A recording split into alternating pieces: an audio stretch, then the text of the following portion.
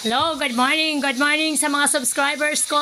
Thank you very much. Andito po ako sa aking munting tahanan sa Block 46. Kaya nga lang guys, aalis ako, pupunta ako sa munisipyo dahil asikasuhin ko ang benefits ng aking father na nagkaedad na ng 94 years old.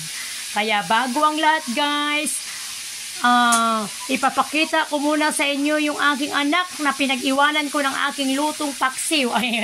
Lutong pritong tilapia at daing na bangos. Ayan siya guys, nagluluto habang ako ay paalis na. Ayan, tingnan nyo guys, naka-helmet ba yung aking anak na bunso na si Kambal, na si Coco. And guys, habang nagpiprito, nagbaliktad ng kanyang prito, naka-helmet guys. Grabe! Ano ba yan?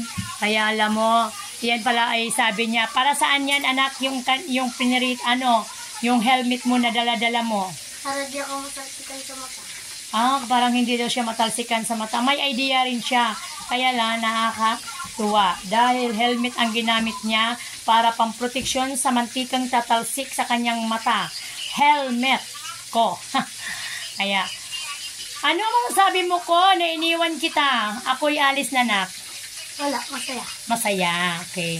Ayan yung aking cameraman, si Coco Martin. Si Coco. Si Coco, hala kaka. Yan ang anak kong si Coco, Kambal.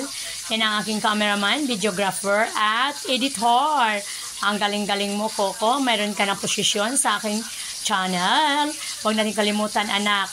May tagumpay, may pag-asa ang buhay mo dahil sa edad mong yan ay manatili kang okay sa buhay at may pangarap sa buhay.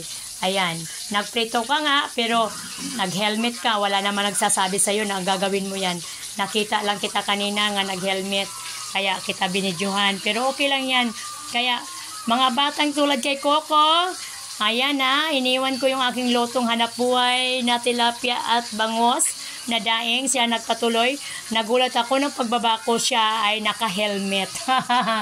Kaya guys, thank you very much for watching. Ayan, ang prito.